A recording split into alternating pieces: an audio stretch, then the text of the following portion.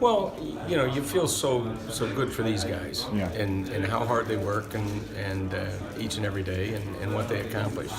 You know, some guys, when you have it, when you've been in it as long as some of us have been in it, it never gets old.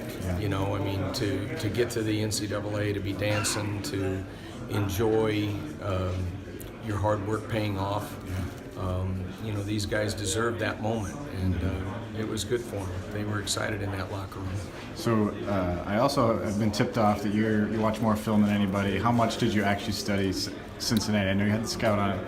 How much work did you put in scouting Cincinnati? Well, as soon as we found out that we were playing Cincinnati, our managers have done a great job, and our video people, Courtney and Thomas Deach and all the guys, had a catalog, of teams that we might play. Mm-hmm. So they already had, a number of Cincinnati games already coded and ready to evaluate. Okay. And then they went through a bunch. I probably, in a short period of time, we probably went through about 15, 16 games. I did.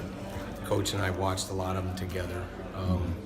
So I had a pretty good idea of what they were about, and I tried to work backwards, so you watch the most recent games first, but when you go back earlier in the year and you start to see how they did things earlier and what they might bring back, which they did. They defended us a little bit differently than they did in the tournament, for instance, in their conference tournament, and how they were playing their matchup zone and playing their defense. So we went back and saw some earlier games, and we thought, okay, this is how they're going to play us.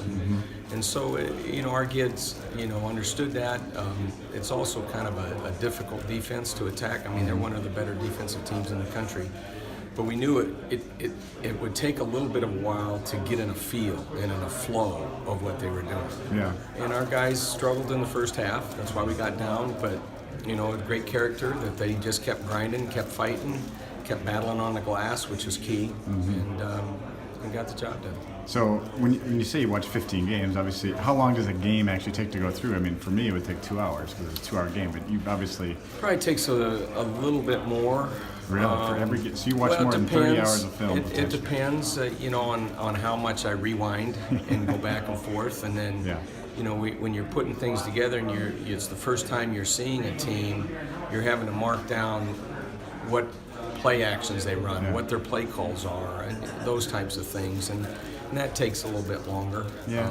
And when we're, like normally on a normal prep, when we do it as coaches, we see all their games and have it all put together before we sit down and put with Coach McCaffrey. Yeah. Well, when you get a tournament, we're immediately watching with Coach.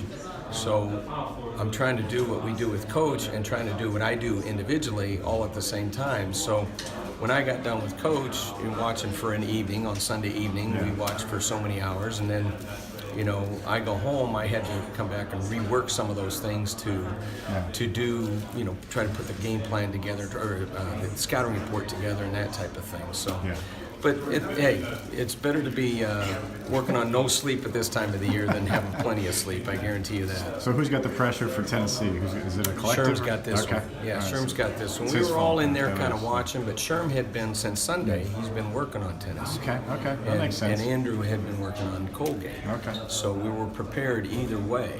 Okay. So they had some extra days to kind of put everything together. Yeah. And we were all in there last night watching, but Sherm's got Tennessee down. Okay.